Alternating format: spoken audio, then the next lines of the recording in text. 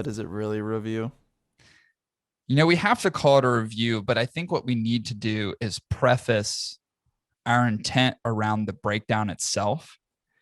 And what I mean by that is this is a cigar of which is in a separate category than what we typically review. Now, I think I probably let out of a bit of a hint last night when I showed off the ban of this particular cigar and got no less than 20 messages back of people going, "Ooh, what the fuck's wrong with you?" Another person How? another person saying another person writing in typing in a phone number, an 800 number, and I go, what is this, like the gambler's hotline? He goes, no, that's a suicide hotline because it doesn't get any worse than this. And I was like, all right. So much hate. Yeah, a lot of hate around this, but I wanted to do this and I wanted to break down this cigar for one particular reason, and that is, well, two particular reasons. We owe it to do it because we've never done it before, and two, I think we need to discuss, in the context of this conversation, need to discuss the impact of which this cigar has had on the collective community over a long period of time. And what cigar am I talking about, Chris? I am talking about the highly sought after, the creme de la creme in terms of infused cigars, one of the most popular, if not the most popular Drew Estate cigar in existence.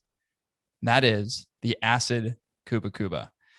We did it. We did. We smoked an infused cigar and reviewed it for this episode. Chris and I had taken the time for all of you to break down something that we have never broken down before, that we have discussed before, but I think both of us have agreed and have turned away numerous amounts of times. There's no way we can do this. Why would we be so stupid and so bold? Now, I'm a little biased, though, Corey, because I happen to like the acid lineup. I have spent countless hours and money seeking some of the most famous acid cigars in history, and I have partook. Yeah, no, it's one of those words. Um, in enjoying the experience of what the acid lineup has to offer. And I get it. It's a bit taboo. I get it. But I didn't bitch to you guys about you fucking smoking your Gurkhas. So don't you fucking bitch at me about my goddamn Drew Estate acids. That's true. Good point.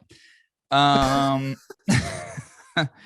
so as we move into this review, there's two things that I want to do. There's two things that I want to accomplish in this review. Number one is give our subjective, very personal opinion on the smokes themselves as we see them today. And then let's discuss why we think these cigars garner so much popularity. Can we do those two things? Yeah. Cool. Great. Let's do it. Chris, before we get in the components of the cigar, can you please tell everybody how we rate these bad boys? Yeah, for this I actually brought in a special guest. His name is Andre, and he is a crackhead. And as he said, sorry, Andre, but he has mentioned on numerous occasions about how he does a bunch of drugs and acid, and I felt it was only fitting that when he told me he did acid, that he read the introduction to this cigar review. You want to come here, yeah, Andre? Right. Right. Man, it's a pleasure. So each cigar review is broken down into three main categories, dude. Construction, burn, and flavor. These boys see if the cigar is worth the price for a possible bonus or deduction, man. And then they average out their individual scores, giving you all their final score and recommendation, dude. I do good, man. I think you did great, Andre. Thank you. Good job. Yeah. Really good way to break that down. All right. So these were produced. Remember I said earlier, first those cigars, these have been around for quite some time. So their popularity in the marketplace has not really diminished. So 1999 was when this particular cigar was released. It has an Ecuadorian Sumatran wrapper, Nicaraguan binder, Nicaraguan filler, smoked as in a Robusto 5x54. Now, this is an infused cigar. What is it infused with? A bunch of magic fucking oils and whatever Acid. your estate puts in there, and literally acid. Yeah. at stomach acid. So there obviously enhanced flavors, not necessarily natural tobacco flavors, but flavors introduced into this cigar that do cause a sweeter, fruitier sensation that you're going to get out of the cigar overall. But we'll get into the flavors in a little bit. But before we could do so, Chris, let's get into the construction of the cigar. What did you think about, even though it's an infused cigar, does it hold up in terms of construction as other premium cigars would? Well, I think there's two things that we need to address with the construction, Corey. There's one, the actual physical nature of the cigar, but the other one I think is a smell. All right. Now, I would typically reserve smell for flavor and retrohaling, but there is no doubt in my mind that if you were to walk into a humidor filled with the various lineups of acids, especially the Kuba Kuba, that you would notice a particular odor that emits from these particular cigars, more so than the traditional tobacco smell that you would typically get, right? Something interesting. There's a reason they're in cellophane. I'll just say that. But appearance first. Now, I'll give it to Drew Estate. I feel like they've truly honed their skills of construction. I will say that it is a well constructed cigar. I thought the cap structure was nice. I had no damage in it. It had a slight give to it on the touch. It had a certain grittiness to the wrapper, but at the same time, almost like a peach fuzz, like something has been fermenting or growing on the outside of this cigar. It was very strange, fuzzy, but at the same time rough. It was very strange. It was almost had like a caramely color to it, but the color is still strikingly different than I would typically see with this wrapper. What you said was an Ecuadorian Habano, right? Yeah, Ecuadorian Sumatra, I think. Sumatra. So it doesn't really line up color-wise with an Ecuadorian Sumatran, but I will say this. You peel back the cellophane. Immediately you're greeted with a scent that I could personally only describe as this. And I mentioned this to you, Corey, last night, that I was going to reserve these comments until today's show because you did not want to talk about it beforehand, even though I poked and prodded. Yeah, I knew why you were calling. Listen, when you open up this cigar out of the cellophane, the scent will immediately, well, at least for me, smells like an industrial carpet cleaner, or like like that powder that you like put on carpet before you vacuum clean it. Yes. That is the smell I got coming from this cigar. You remember our Whiff Out? Do you remember Whiff Out? Yeah, I like Whiff Out though. The brand that it was a deodorizer that I will occasionally use. Hopefully you guys are still going strong. They are. It literally smells like Whiff Out. It is the strangest smell. Yeah. Construction was solid. Fuzzy. I don't know why it's fuzzy, but also at the same time gritty and overly textured. But dude, there's no mistaking that the smell coming off this cigar is something that I can only describe as a chemical-based industrial product. That's fair. I'm not going to talk too much about even what I smelled. So I thought actually surprisingly was pretty nicely constructed. The only thing that was, I think, it wasn't even concerning. It was just kind of strange. It's like this cigar to me was very lightweight. There's like no density to this cigar whatsoever. And I just kind of assumed if you're infusing a cigar with additional oils that it's probably going to add a little bit of weight to it. But maybe it's just the components used overall and different types of tobacco leaves, whatever. That it was a fairly lightweight cigar. Like this thing is like super light in the hands. But I think overall it was constructed pretty nicely. Actually kind of impressed on how well it looked because there's other Drew Estate gimmicky cigar, and I don't want to call the acid gimmicky, but it is a flavor infused cigar. There's other Drew Estate cigars that are kind of, I would say, on the same line as the acids that are not as nice in terms of just overall production. So actually quite impressed with that. What did you think about the burn? So the burn, honestly, is a pretty solid burn for me, at least for the most part. It was a 2-3 puffer. I struggled with smoke production on it a bit, and I don't know if you noticed this or not. I keep a pretty good tap on the humidity of my cigars. And for the most part, all of them smoke really well.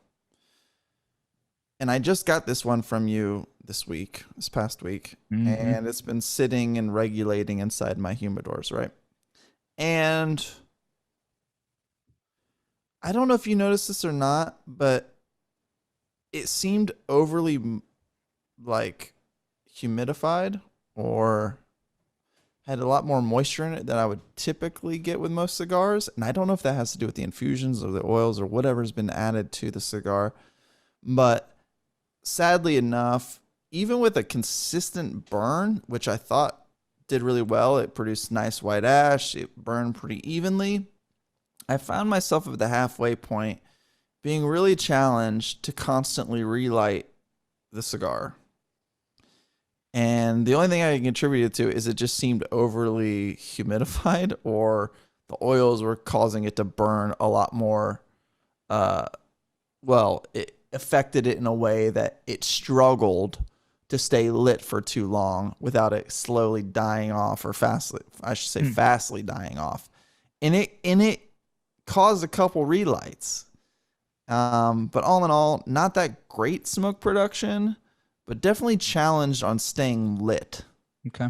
And that's what I'll say about the burn. For me, is absolutely effortless and easy draw. It was almost that perfect resistance. It was a little lighter than what I would typically like, but I think because the smoke production for me was top notch, I can kind of forgive the a little bit more loose draw on it. Dude, tons of smoke, easy, nice, airy draw on the cigar. Nice even burn. I did have one outage, but it wasn't due to what I would think would be humidity issues. It was due to a pit that I had towards the end of the cigar. So one relight attempt on the cigar, with just some pitting towards the end. But other than that, man, I was super impressed with the burn on the cigar, like super impressed. And when you think about something, additives to the cigar to enhance the flavor, you are adding something to the tobacco that is inherently not there, could really affect the performance of a cigar. I would say more to the detriment probably than something that would enhance it to a better degree. So I was actually pretty impressed with the fact that it smoked as well as it did. I was actually extremely impressed. It was a really, really nice, easy smoking cigar, which is exactly what I love. I love cigars that I can smoke, that I can just forget about, that I'm not like, oh, fuck, is it going to go out on me? Or God, here, I got to go suck a golf ball through a garden hose again. It's none of that. It's just very effortless. And that's the kind of experience I think most people want in a burn. All right. Arguably the most important part of our breakdown, which I would assume is going to be the most content and context we're going to provide in this particular review. Chris, flavors overall. What did you think? What did you taste? What did you think? Let's talk about balance, talk about complexity, and then we'll summarize the cigar overall in the two categories that I mentioned earlier. I'll let you take it away. Sure. Thank you, Corey. Well,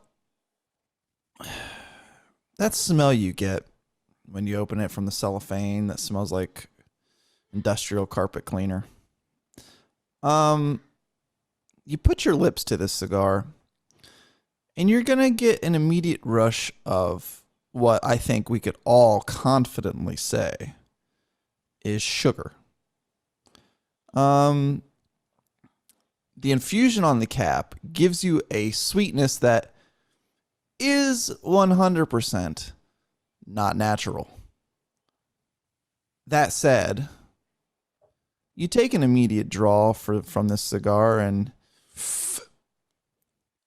to the lips, it's just pure sugar. Now, the aromatics coming off this cigar give you something totally different. Still smells like industrial carpet cleaner, but tastes like sweet, sweet sugar in the mouth. Now, eventually, probably about 25% in, a lot of those sugars subside from the cap. And at moments, I found myself going, I think I get some woodiness and some earthiness from this.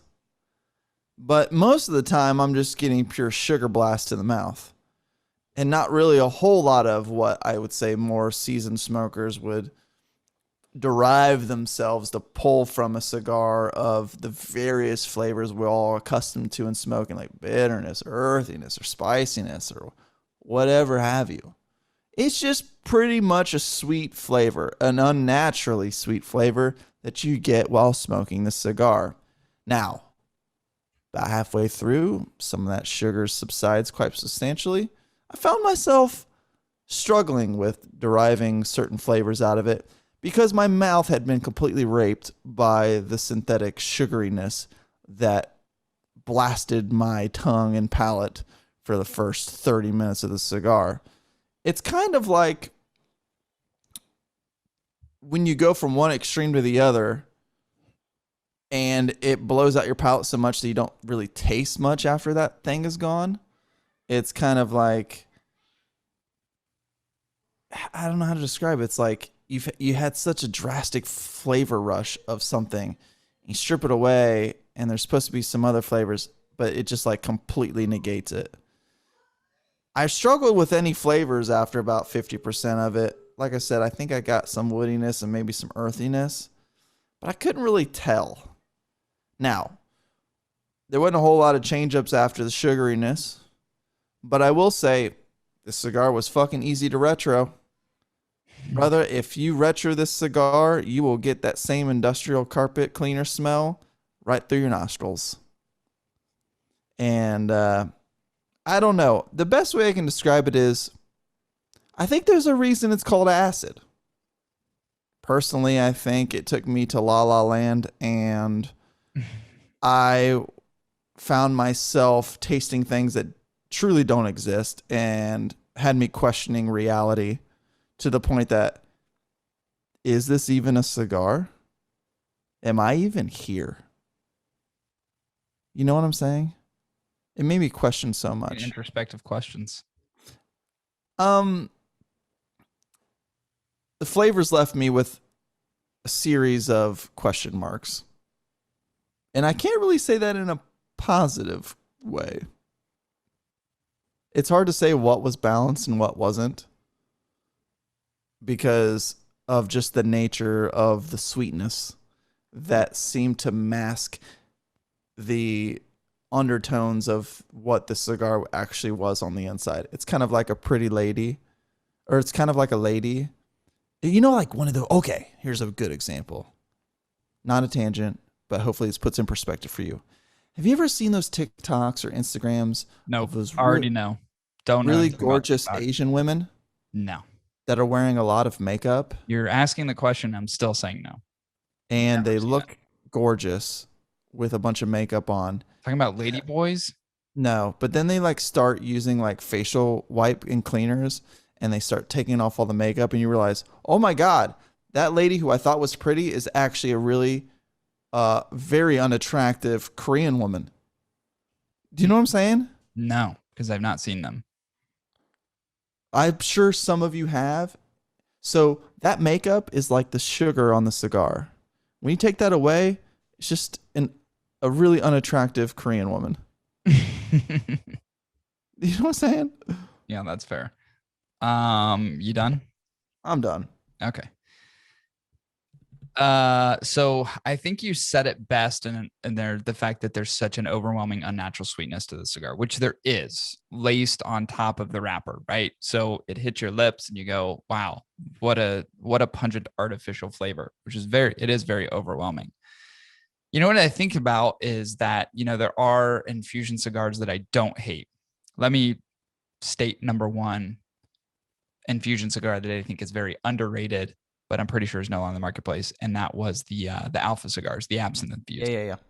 I like it because there was no sweet tips or anything like that. It was tobacco leaves dipped and dried in absinthe and then rolled into the cigar, right? So there was none of that unnatural sweetness.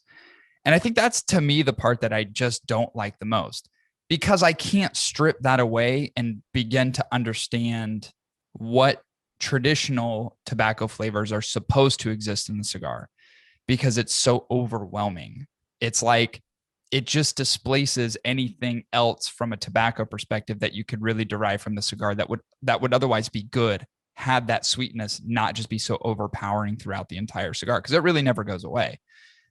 So for me, it's one of those things where you get, I can get subtle hints of like, you get the earthiness, a little bit of the spicy, especially at the end. It starts to amplify, I think, a little bit in terms of those like pepper notes, which is something that, okay, I'm familiar with in terms of smoking traditional cigars.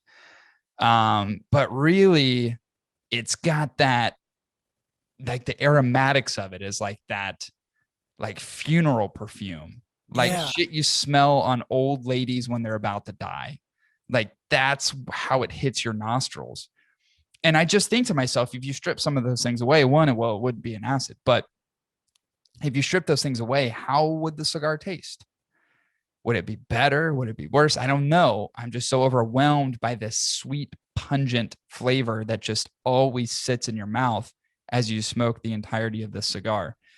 So, one of the things that I think for me, that from a personal perspective, if I'm being subjective in this whole thing, I go, obviously not for me. Simply stated, not for me. Quite honestly, smoking this cigar makes my stomach turn. And I'm not saying like I'm creating an analogy for my experience and going, it turns my stomach. It literally makes my stomach turn. Like the sweetness makes my stomach upset. But also, so does chewing mint gum for me. So maybe there's something to it. But it literally turns my stomach. Like when I smoke that cigar enough, it literally, my stomach starts rumbling. It's like my washing machine just turned on.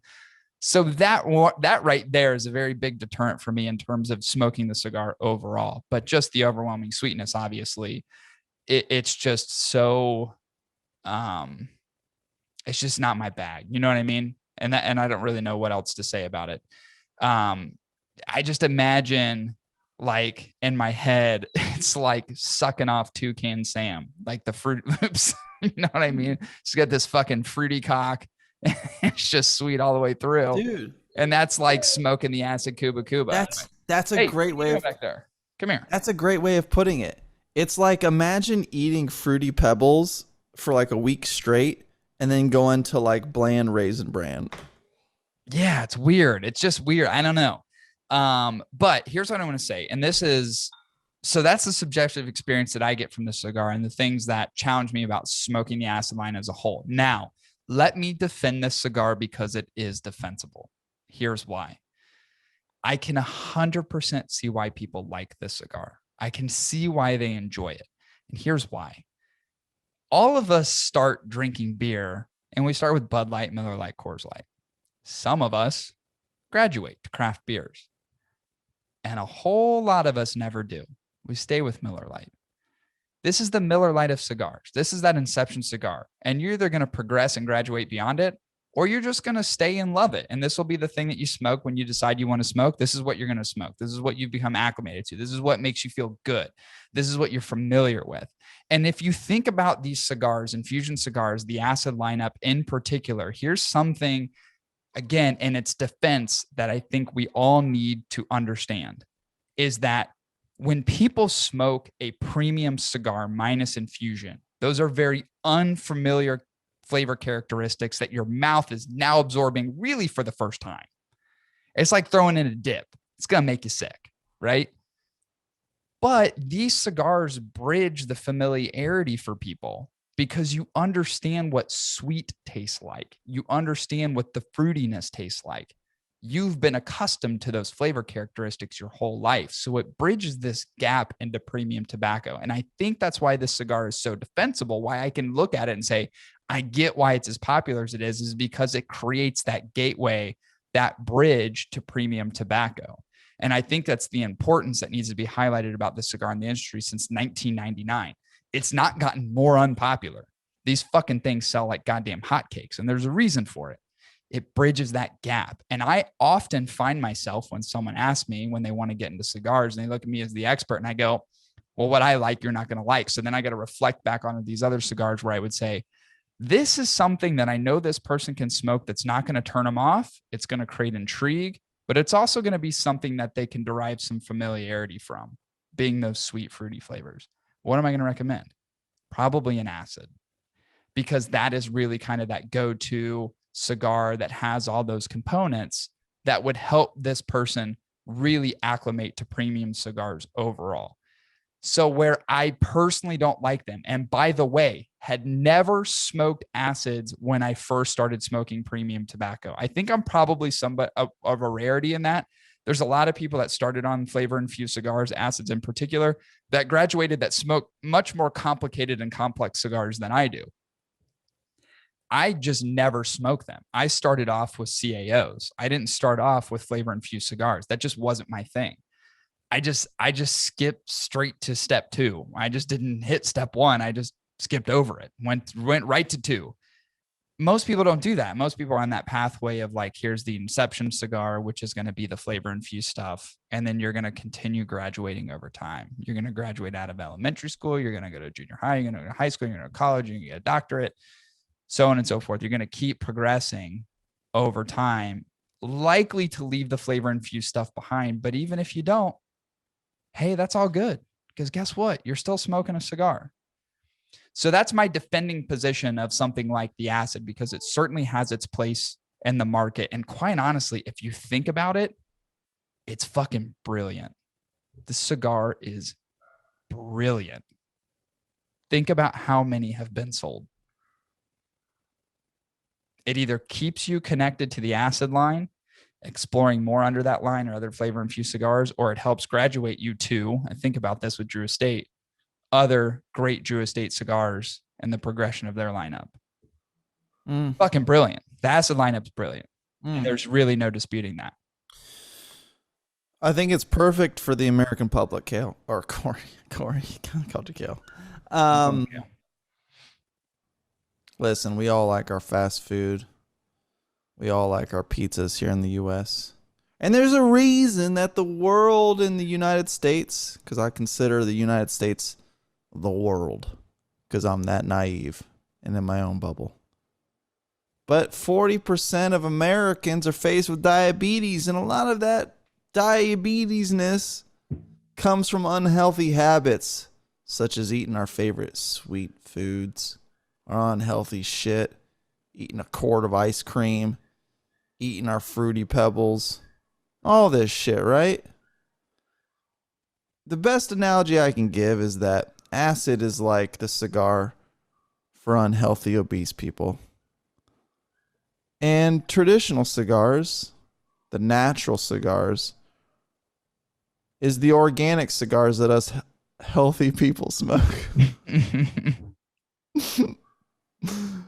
So if the acid, what's the acid's the pizza roll of the pretty much cigar community. So if you want to get healthy in this cigar community, put down the unhealthy cigars.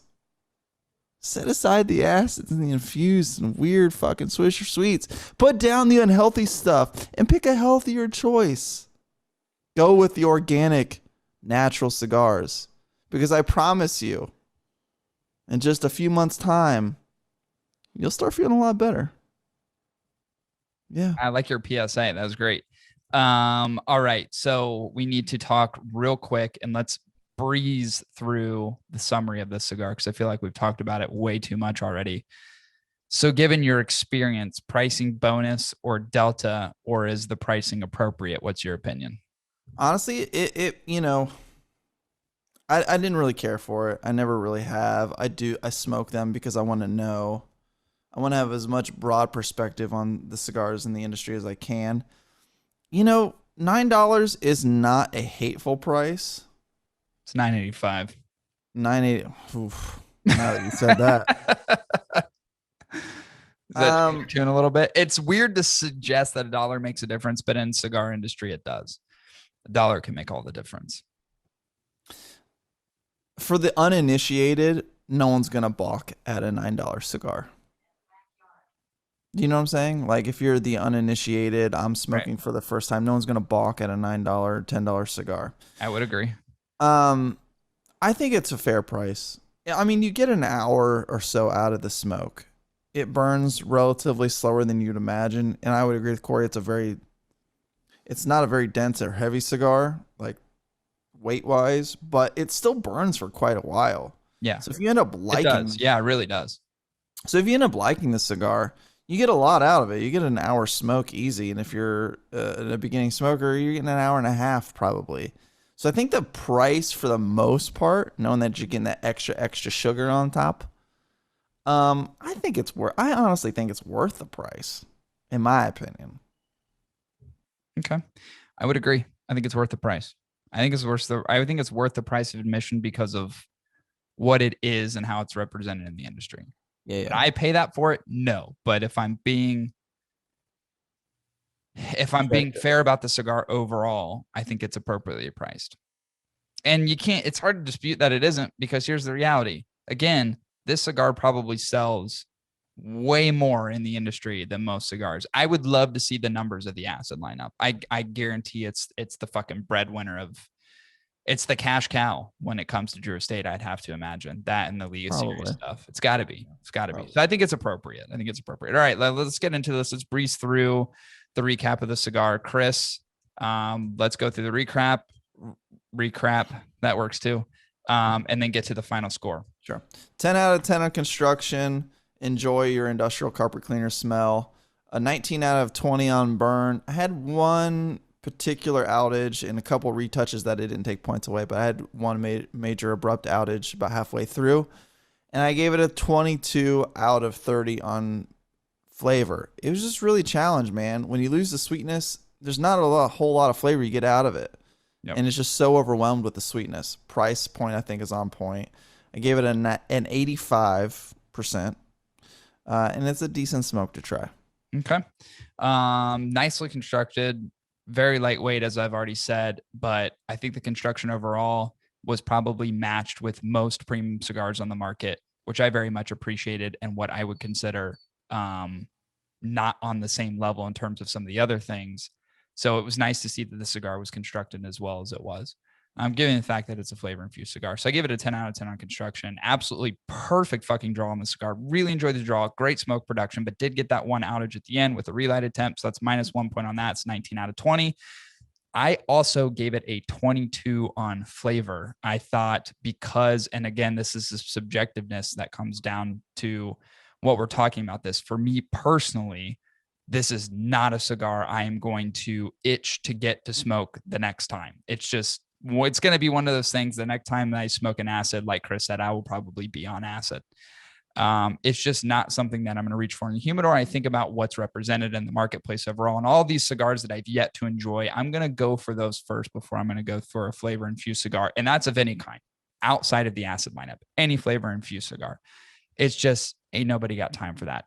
I don't know when my last day on this earth is going to be, but I'm sure shit not going to spend it smoking flavor infused cigars. It's just the reality. Again, though, I can defend the cigar, will defend the cigar in terms of its importance in the marketplace and what it does from a gateway perspective. Not that I'm calling it marijuana, although it's kind of similar.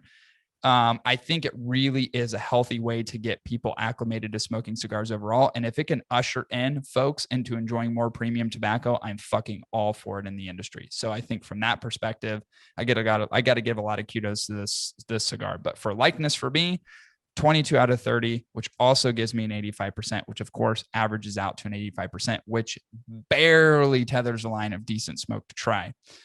I think given everything that we've stated in here, that's more than appropriate. Yeah.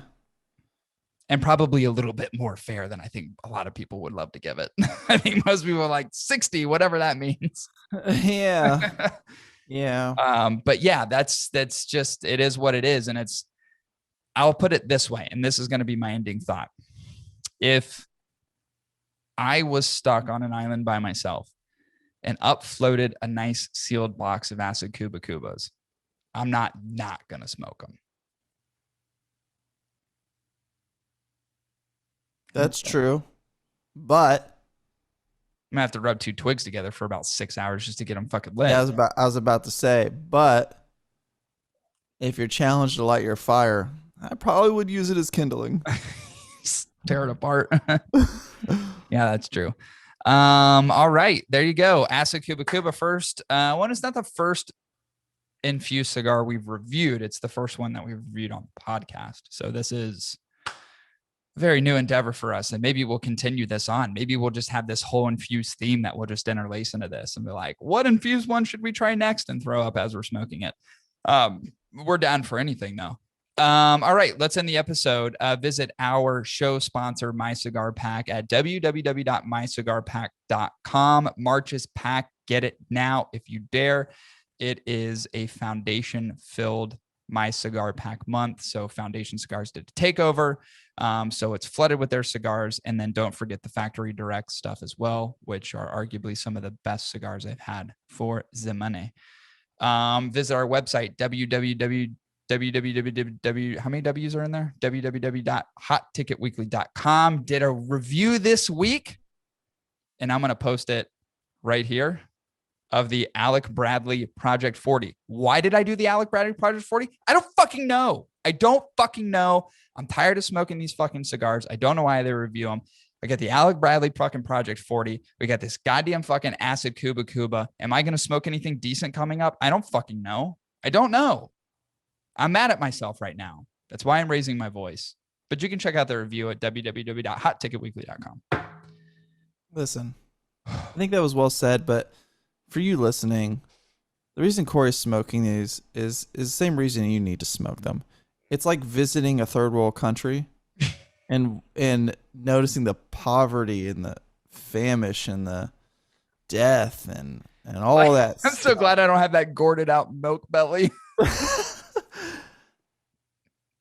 It's like going on a mission trip, and when you're there on your mission, you're seeing how other people live, and you're like, oh God, that's not I'm me. glad that's not how my life. When you come back, you appreciate what you get, what you have, and what you have is some great premium cigars. So like when you think about all these cigars you smoked and you're like, oh, that's shit, brother, you haven't experienced the world. Yeah, that's true. Because you'll begin to love those cigars when you truly travel to the pits of the world's anus and come back. You'll appreciate. You'll be humbled. Yep. Yeah, you could be living in Somalia. Yeah. Dealing with that mess. I'm the captain now. It's Captain Phillips. That guy hasn't done anything since. His whole thing was, I want to be an actor. Won a fucking Oscar for Captain Phillips. Just went right back to robbing ships. Yep. That's the life. All right, let's end it. This will conclude. By the way, I had the episodes fucked up. I didn't have them fucked up. Here's the reality. One of the episodes mysteriously disappeared. I don't know what happened to it, but the Charter Oak Maduro is fucking gone. How I know we recorded the episode? It's still on YouTube. So I know we fucking recorded it. But from a podcast perspective, you will not be able to find it in the directory. It does not exist. It is fucking gone. I don't know what happened to it. I don't remember deleting it. Nothing. But it is not there. So the Charter Oak Cabana you can watch on YouTube, but I'm not going to repost it on the podcast platform. So this is technically episode 195. I think last week we said it was episode 195, and it wasn't. It was 94, but it's actually 194.1 is what I labeled it. We got to get back on track for episode 200. So this is technically going to be, we're going to forget that the Charter Oak Habano ever existed unless it's on YouTube. And this is going to be episode 195. Dude, we were canceled, bro. Remember how we were invited to that party that we didn't go to? Yeah. All those like super elites. Maybe that's what it was. We never showed up. I do think, whole nother side subject, I think YouTube does not like what we say. So I'm sure. Temper that a little bit. I heard there's a 10-minute rule on YouTube before you can really start saying vulgar shit. So probably should start being mindful of that. Yeah, if you cuss, like they strip you from search for the most part. I'm pretty sure that's what happened. So we got to be very careful now that, we need to set a timer. Like I'm going to put a timer up here and then once 10 minutes is over, I'm just going to fucking let it loose. But anyway, let's conclude the episode. This will conclude episode 195. We'll be back at you next week with episode 196. See you, everyone.